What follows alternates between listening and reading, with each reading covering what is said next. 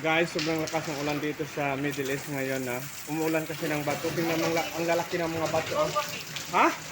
Open naman. Subhanallah. Na again. Look.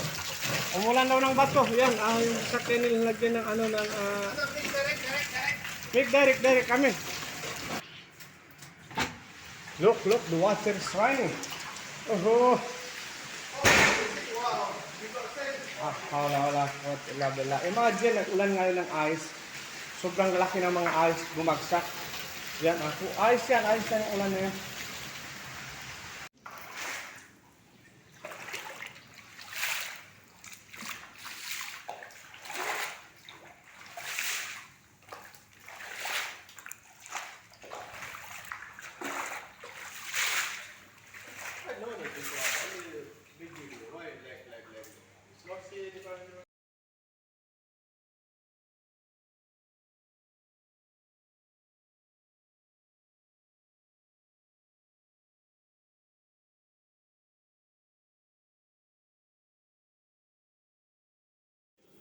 So ngayon guys, lumabas kami dahil may bibilhin sana kami ng gamit para sa electricity kasi yung electricity namin dito ay nasunog, no, dahil sa ulan.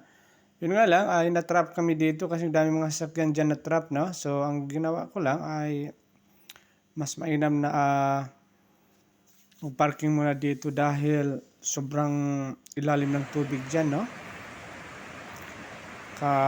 Nakakatakot naman. So, pwede naman siguro lumusog dyan yung sasakyan. Yun nga lang, parang delikado. Mas mainam na lang yung mag-parking na lang dito. Ayan.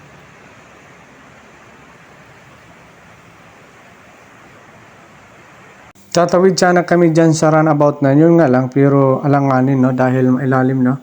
Kasi mga ibang sasakyan, hindi sila tumuloy dahil sa baha. Delikado Kaya meron namang tumatawid na sasakyan, kagaya ng mga bus na yan nakikita natin, pero matataas yung mga sasakyan nila, na. Pero sa akin ito, medyo mababa aabot hanggang sahig, pati makina aabutin ng tubig kung lulusog kami dyan. Kaya ang ginawa ko, nagparking na naman kami dito ulit. Ito nga yung problema guys dito sa sa Middle East, pag umulan, ganyan po, ilalim ng mga tubig, no? So, yan po ay sobrang sobrang ilalim. Kailangan barko dito, no? Kailangan yung mga tingnan mo,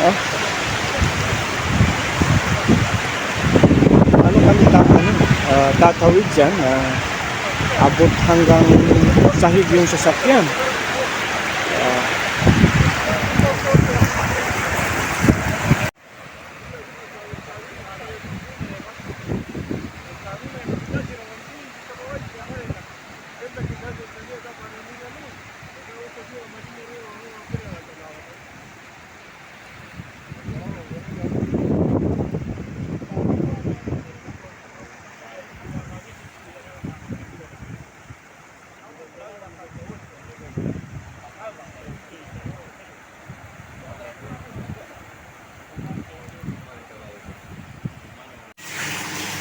Umiyak si Miming! Dahil sa tubig. Takot siya sa tubig. Ginawa. Ito lang po, yung sa amin dito sa Middle East, pag umuulan ay ganyan po yung bahay namin dito. Tingnan mo, doon sa labas. At saka dito, ang gani,